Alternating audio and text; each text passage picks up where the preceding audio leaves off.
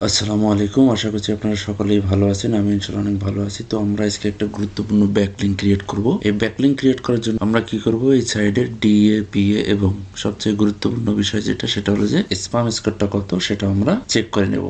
তো এখানে আমরা ডিএপিএ দেখতে পাচ্ছি এবং স্প্যাম স্কোর 1 এটা আমরা দেখতে পাচ্ছি এবং এই ওয়েবসাইটের বয়স 3 বছর প্লাস। ঠিক আছে, এটা আমরা দেখে নিব। সেই সাথে আমরা ওয়েবসাইট অ্যানালাইটিক্স করব। এই ওয়েবসাইটটাকে আমরা অ্যানালাইটিক্স করে দেখতে পাচ্ছি ডোমেন রেটিং 49, সেই সাথে ব্যাকলিঙ্কের পরিমাণ 398K এবং লিঙ্কিং ওয়েবসাইট 2.1K। ওয়েবসাইটটা অনেক ভালো। এখানে যদি আমরা একটা ডুপ্লো ব্যাকলিঙ্ক ক্রিয়েট করি সেক্ষেত্রে আমাদের ওয়েবসাইটের জন্য ভালো একটা রেজাল্ট দিবে। তো এর জন্য আমরা প্রথমে কি করব, রেজিস্টার যে অপশন আছে এই রেজিস্টার অপশনে আমরা ক্লিক করব। রেজিস্টার অপশনে ক্লিক করার পর আমাদের এখানে ইউজার নেম, মেল, পাসওয়ার্ড এবং ভেরিফাই পাসওয়ার্ড এই অপশনগুলো দিয়ে আমাদেরকে প্রথমে ফিল আপ করতে হবে। তবে আমরা এখানে প্রথমে ইউজার নেম দিব, ইমেল অ্যাড্রেস দেব। ইমেল অ্যাড্রেস দেওয়ার পর পাসওয়ার্ডটা আমরা এখানে দিয়ে দিব। সুন্দর করে একটা পাসওয়ার্ড দিয়ে দিব।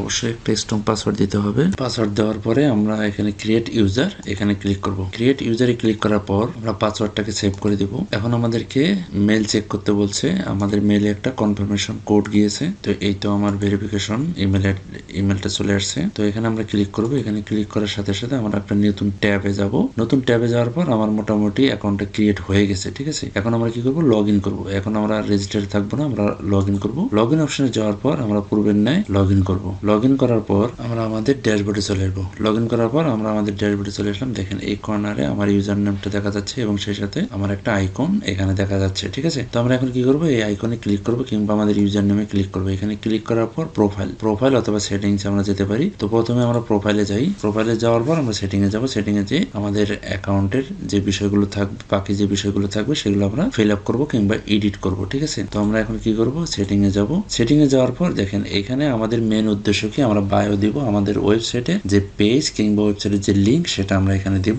দেওয়ার পর বাকি কাজগুলো আমরা সম্পূর্ণ করবো। ঠিক আছে, তো আমরা এখন কি করবো, এই হোম পেজের জায়গায়, এই যে হোম পেজ আছে, হোম পেজের জায়গায় আমরা আমাদের ওয়েবসাইটের লিঙ্ক দিব। ঠিক আছে, আমরা যে ওয়েবসাইট নিয়ে কাজ করবো সেই ওয়েবসাইটের লিঙ্ক কিংবা পেজের লিঙ্ক আমরা এখানে দিয়ে দিব। দিয়ে দেওয়ার পর বাকি যে অপশনগুলো আছে সেগুলোকে সুন্দরভাবে ফিল আপ করবেন। এই সাইডে দেখেন সকল সোশ্যাল সাইট গুলো দেওয়া আছে, সাইডের নামগুলো এখানে দেওয়া আছে। আপনি যদি চান তাহলে সেখানে সাইডের লিঙ্ক গুলো আপনি এখানে দিতে পারেন, কোনো সমস্যা নেই, না দিলেও কোনো সমস্যা নেই। ঠিক আছে, তো এখন আমরা কি করবো, জাস্ট এখানে যে সেভ চেঞ্জ অপশনটা আছে, আমরা সেভ চেঞ্জ অপশন, এই সেভ চেঞ্জ অপশনে আমরা ক্লিক করব। সেভ চেঞ্জ অপশনে ক্লিক করার পর আমাদের মোটামুটি অ্যাকাউন্টটা সেট আপ হয়ে যাবে। তবে এখানে একটা গুরুত্বপূর্ণ বিষয় আপনাদেরকে বলে রাখি, সেটা আপনি যখন এখানে ওয়েবসাইটের লিঙ্কটা দেওয়ার পরে আপনি সাবমিট কিংবা সেভ চেঞ্জে ক্লিক করবেন, সেই সাথে সাথে কিন্তু এটা একটা ডুপ্লো ব্যাকলিঙ্ক ক্রিয়েট হয়ে যাবে। কিন্তু আপনি দেখতে পারবেন না যে আসলে আপনার ডুপ্লো ব্যাকলিঙ্ক হলো কি না, এটা আপনি চেক করতে পারবেন না, বাট এটা অটোমেটিক্যালি হয়ে যায়। ঠিক আছে, তো আমরা এই সাইডে একটা সুন্দর করে ডুপ্লো ব্যাকলিঙ্ক ক্রিয়েট করতে পারি। সেই সাথে